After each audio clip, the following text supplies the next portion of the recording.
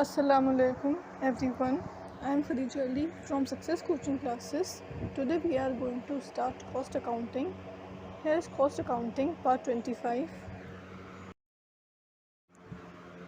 Limitations of marginal costing.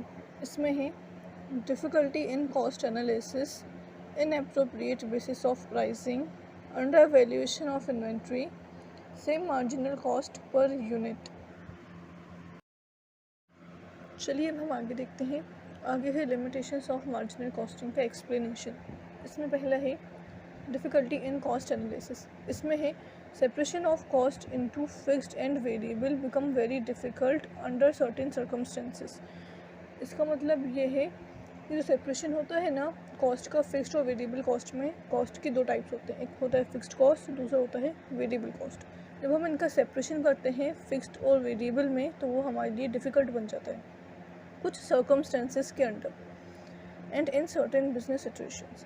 और कुछ business situations आती हैं उसमें और कुछ सर्कमस्टेंसेस आते हैं उसमें वो चीज़ डिफ़िकल्ट बन जाती है कि जहाँ पे हम उसका सेपरेशन कर सकते हैं। फिर आगे है the accuracy of marginal costing result depend upon how accurately cost are classified. इसका मतलब ये है कि जो एक्यूरेसी होती है मार्जिनल कॉस्टिंग की, मार्जिनल कॉस्टिंग रिजल्ट की, वो डिपेंड होती है कि किस तरीके से हमारी जो कॉस्ट है वो क्लासिफाई करी गई है। फिर इसमें आगे है inappropriate basis of pricing. इसमें है in marginal costing there is a danger of too many sales being made at marginal cost और marginal cost plus some contribution resulting in under recovery of fixed overheads.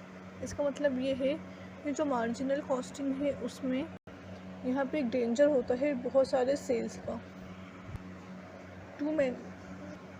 To many sales being made at marginal cost. मतलब कि जो marginal cost है वहाँ पे बहुत ज़्यादा sales हो सकती हैं, या फिर जो मार्जिनल कॉस्ट प्लस है वहाँ पे भी बहुत ज़्यादा सेल्स हो सकती हैं।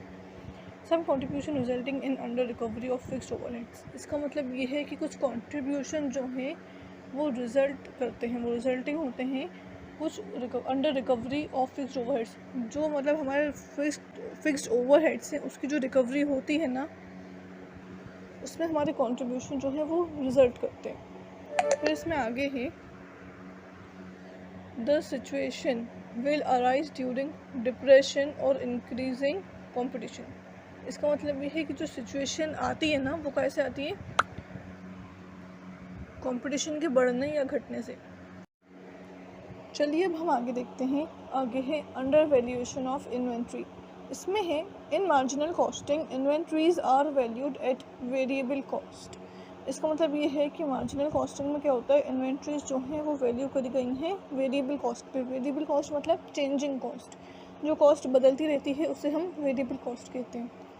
फिर आगे है it may create problems in interfirm transfer of goods in marginal cost resulting in higher profits.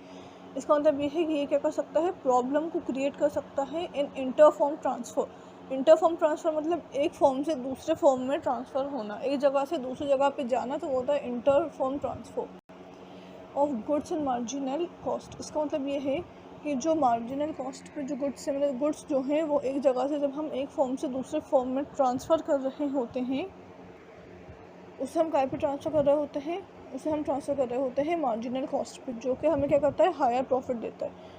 उसमें रिजल्टिंग इन हायर प्रॉफिट्स, जो कि हमें हायर प्रॉफिट देता है। फिर आगे है एम्प्लॉयज़ में demand higher salaries and other benefits. अगर हमें हायर प्रॉफिट होगा तो जाहिर सी बात है कि हमारे एम्प्लॉयज़ क्या करेंगे, हमसे ज़्यादा सैलरी मांगेंगे और दूसरे अलग बेनिफिट्स भी मांगेंगे। फिर आगे है exclusion of fixed cost from inventory cost seems to be against the accepted accounting procedure. इसका मतलब ये है कि जो एक्सक्लूजन होता है ना हमारी फिक्स्ड कॉस्ट का फ्रॉम इन्वेंट्री कॉस्ट से, जो हमारी इन्वेंट्री कॉस्ट है उसमें से हमारे फिक्स्ड कॉस्ट का जो एक्सक्लूजन होता है वो क्या होता है, फिर seems to be against the accepted accounting procedure. वो क्या काय में दिखता है हमें, जो हमारे एक्सेप्टेड अकाउंटिंग प्रोसीजर्स है ना उसके अगेंस्ट में दिखता है वो। फिर आगे है same marginal cost per unit. Same marginal cost per unit में है this assumption is partly true with in a limited range of activity. ये जो अजम्पशन है ना वो पार्टली ट्रू है काय में, with in limited range of activities, ये लिमिटेड है। फिर आगे है scarcity of labour and material brings change in price, trade discount of bulk purchases.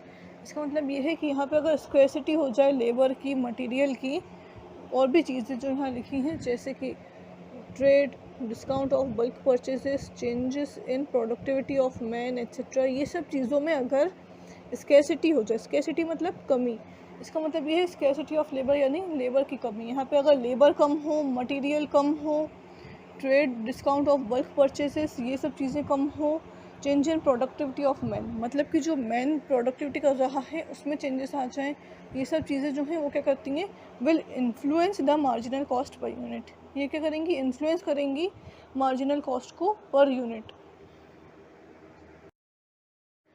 हमारा कॉस्ट अकाउंटिंग का पार्ट 25 एंड होता है। Thanks for watching. Please like, share and subscribe, press the bell icon.